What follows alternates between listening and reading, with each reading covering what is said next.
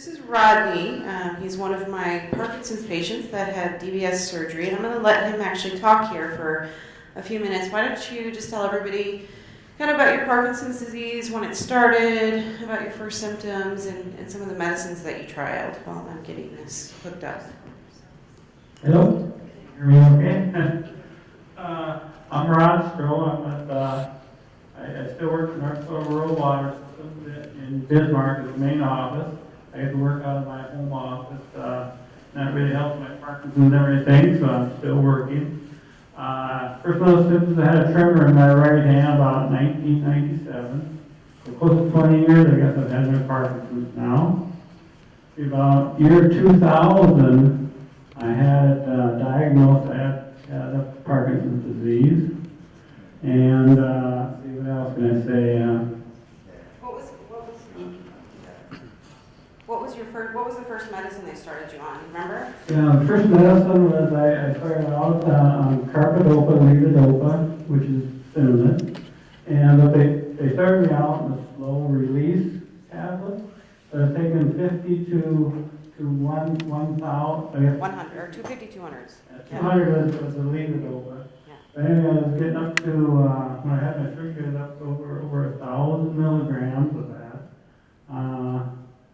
Dr. Harlow had me switch over from the fast release to the slow release. Immediate release, yep. Yeah, Yep. immediate release. And she saw that a bit better than using the slow release carbidopa, levodopa. We've tried adding in Comtan and Azilec because of troubles that you had with medications wearing off. Yes, Yep, and then you had the troubles with the dyskinesias as well, correct? yes, it seemed like that's one of the reasons I had the surgery was that I was taking quite a bit of carbidopa and levodopa or cinnamon, and I was taking that. You have too much, you start to get dyskinesia, and my legs were moving quite a bit before I had my surgery. So. And the problem is long term, it starts to be hard to get that balance where, you know, it's too much medication, but we lower the dosage and it's not enough to control symptoms. And so he was really a perfect candidate for the surgery, didn't have significant memory troubles. And so he went through the same process we talked about. He had to have the MRI. Maybe you want to talk a minute about the neuropsychological testing. Sometimes people are a little scared off by that. The neuropsychological testing wasn't too bad. I think I spent close to a day just going through that. But actually what you're doing is like playing games, I guess, right? When stuff that you get to do and trying to like match pictures up and things like that. And I had Marcy go by the guy home when they showed pictures. I saw a picture, and I couldn't identify the one where there's a string between two trees. It's called what, a hammock now. So that's an example of what you have to do. You have to do some reading or looking at different papers like that.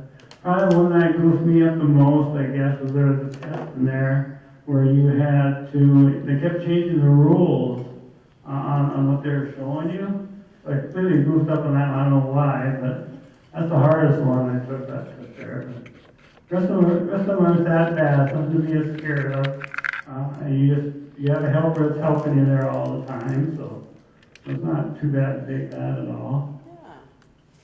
And then, I don't know if you want to talk about your surgical experience. You went down to the Twin Cities, Yes. correct? This was before Dr. Jackson was here, so what year did we do that? 2012? Yes. Yeah. 2012, July 2012. Dr. McIver, I think was the surgeon. Yeah. And like the doctor here was just saying earlier, you got the two bumps in front of your head here. And Dr. McIver, he called it manhole covers. I don't know why he did that, but he always had some little, okay, I'll just put the manhole covers in. I always have something to say like that, so he's kind of good surgeon, funny. So maybe speak to the being awake during the surgery, and did you feel anxious? The halo on the head, kind of how all of that went. The halo on the head, I guess I didn't really mind it too much, except you couldn't move your head, of course, but that's what it's for. But probably it took good 8 hours for my surgery. They had to go, well, the reason for that is they went in once, and they weren't comfortable with what they were seeing, so they moved things around, moved the gears around up there or whatever, and so I actually had, let's see, they worked on one side for quite a bit of time, had 2 on one side, and then they went switched over and did my other side. They asked, well, do you want the other side done today, or you want to come back? I'm not sure if I made the right decision, but I said, no, I'll stay here, so I got everybody good and tired that day, I guess. Actually, it was, I took 2 electrodes, and it didn't quite have the placement, so then they moved the electrodes around to the next place. And that's good, and that's what we want your surgeon to do is, take the time, make sure it's in the right place, so that we can have the best possible outcome from the surgery. And that's also a good point, is sometimes the one side takes longer than anticipated, or sometimes people do become very anxious during the surgery and they just don't feel like they can do both sides. And so we may plan to do both sides of the same day. Sometimes those best plans go awry and we do abort, and you may need to come back for the second side on another day, and that does happen, even with the best laid plans. So sometimes things don't always go as we anticipate. So we need to be a little flexible with some of that. All right, I think what I'd like to do, as you can see Rodney right now, his DBS is on, and you can see he's got a fair amount of tremor. Now he's probably a little anxious because he's on the spot, and so we've made his tremor probably a bit worse because of that. But I guess what I'd like to do is actually turn his DBS off, and you can actually see how severe his tremor is and the benefits that he's receiving from the therapy. So we'll go ahead. This is the patient programmer, okay? So this is actually the piece of it comes off the back that I'm going to connect to the battery, and your battery is here, correct? Yeah. You didn't wear a nice shirt for me today? No. She had to chew me out because it doesn't sit right. He always picks shirts that it slides off of. But we'll try this. All right. We should be good here. All right.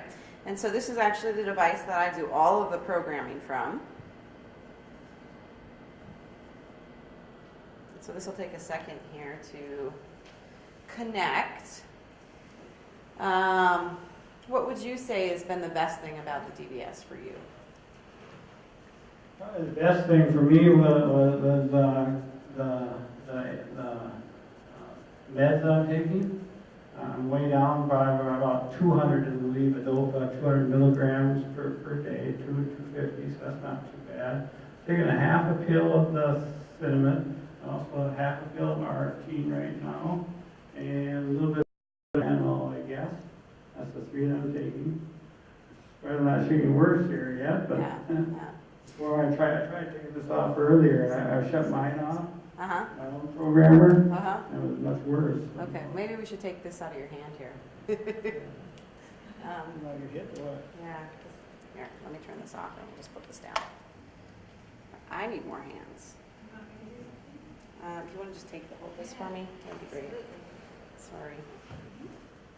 All right, so we're going to go ahead and turn his DBS off. It's not always completely instantaneous, but usually it comes on pretty quickly. So you can see the left side has picked up considerably, as has the right side, as has his head and kind of body as well. He has a very, very severe tremor. Now, I want you to keep in mind, most people's tremor does not get this severe. And again, everybody's different, so you can't just expect this to be you in 5 years or 10 years, okay?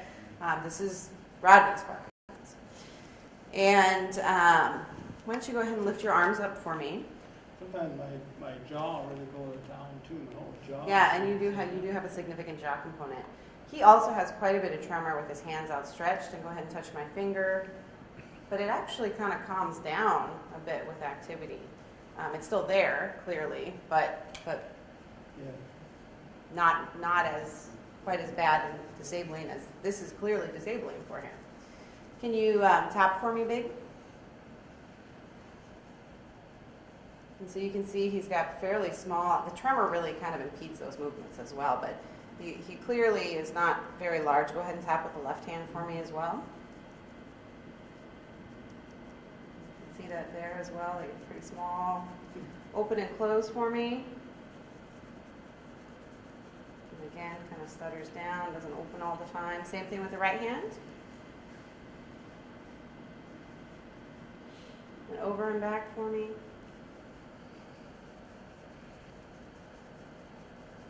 Okay, and same thing with the left. And go ahead and tap for me high as you can.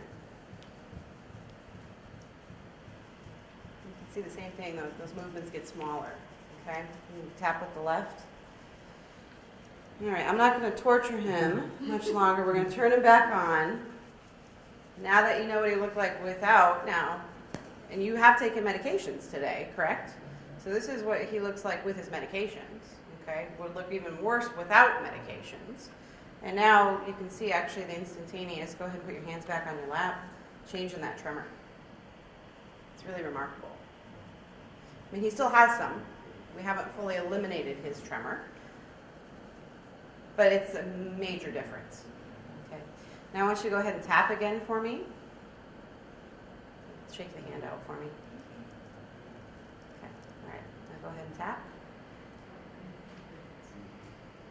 Good. And the other hand. You can see it's a remarkable difference from what he was able to do. Open and close. So this is all the DBS. I mean, the other hand. All the way open, all the way closed. Over and back. All the way over. There you go. Other hand. Good. And tap for me. Just one foot. There you go. As you can. Yeah. And the other foot. So we can see that he is clearly had, and this is just, momentary from turning this on and off. And so he's clearly had a significant improvement in ability to function. But not only that, he's also been able to reduce his medications, and we've reduced the dyskinesia significantly. That component that was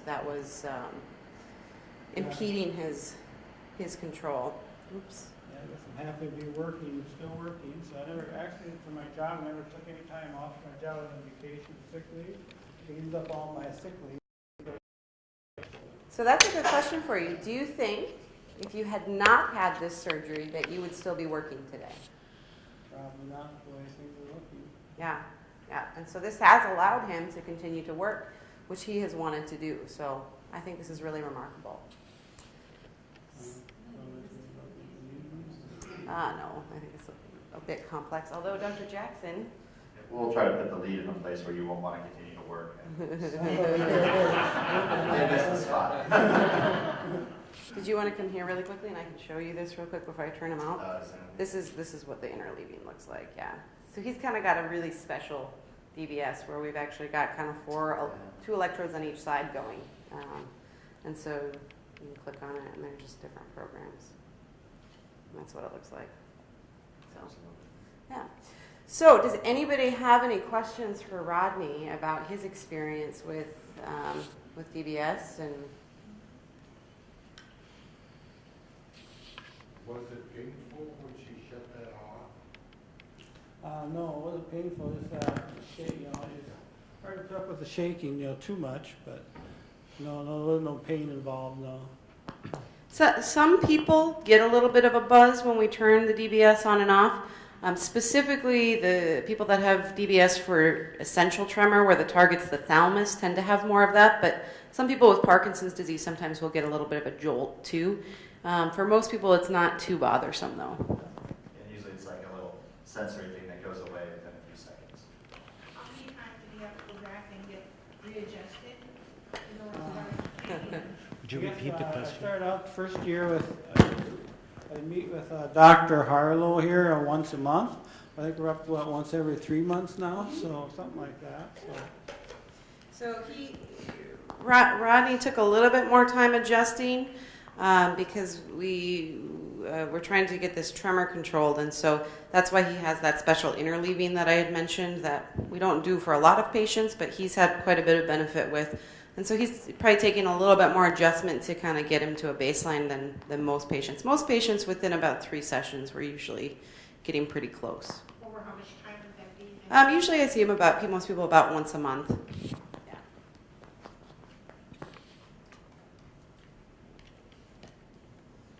Are there other questions? Does he have two on each side? No, so the electrode that they passed around, it has 4 different contacts. I don't know if you could see those little silver pieces. We're using 2 of the contacts instead of just one of the contacts to get him better benefit.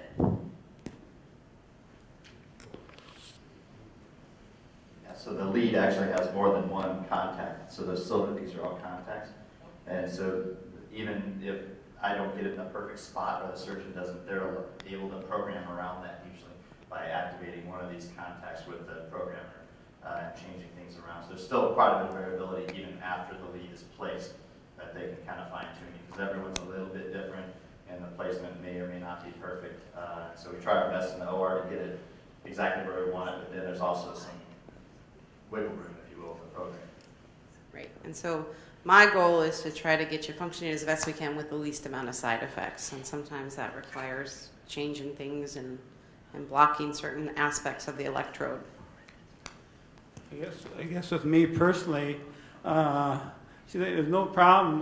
Dr. Harlow could set it where I would lose my tremor completely, as calm as can be, but then my legs would start jumping around. I have dyskinesia, so it's always, Dyskinesias would come out. yeah, so it's kind of like one or the other, I guess. So.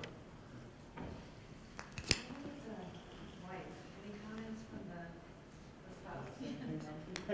Better sleep Is- or anything? Yeah. That's always good. Perspective.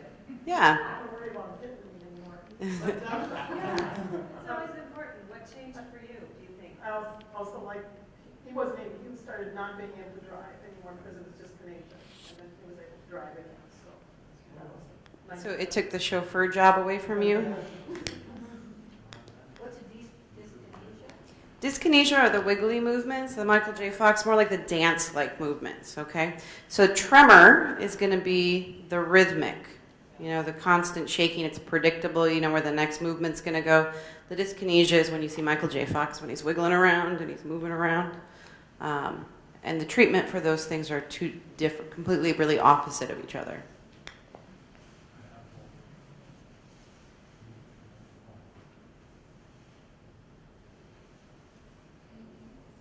How old was he?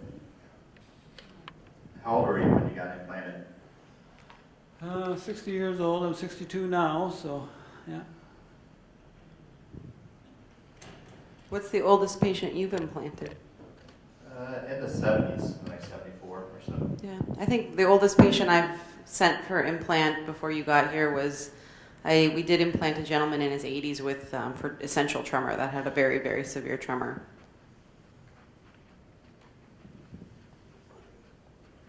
So the process would be to see you and then have Yeah, the way we have it kind of set up here is that everyone goes through Dr. Harlow, at least initially, and then we want them to see the neuropsychiatrist, as we talked about, to make sure you don't have any depression or any cognitive problems or dementia-type problems, memory difficulties, because we don't want to waste your time coming to see me if we can't implant you, if that makes sense. So we want you to kind of go through the screening and make sure that all is well and that you get the most benefit out of the surgery. And so we like to Yeah, and then once you've had a chance to meet everybody and we think you're a good candidate, we all get together, actually myself and Dr. Jackson and Dr. Wood, the neuropsychologist, and we talk about you and we say, do we really think this is a good idea? We want to make sure that we're really optimizing things and if it's a good idea, or what are the best targets, because for Parkinson's disease there are 2 different targets to consider, and certainly some people do better with one compared to another for various reasons. Yeah, one comment I would like to make is that it's kind of like a team approach. And do it like she was saying. Like for me, it's like going to the chiropractor. You make sure you're all good with your alignment and everything. And then it'd be like I guess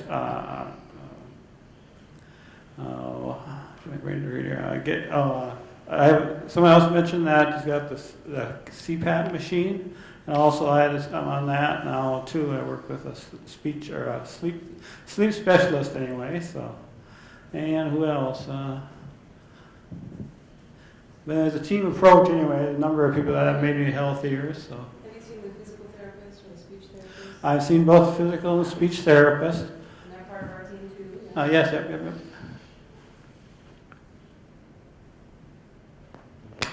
Yeah, good point. I think it is important that that we work as a team, and we're all trying to think about really what are the best things that we can do for you. And sometimes the best thing we can do, though, is not give you surgery too. And so I think, you know, just because you're interested doesn't necessarily mean that it's a good idea, and we want to make sure that we're doing it for the right reasons and the reasons that are going to help you.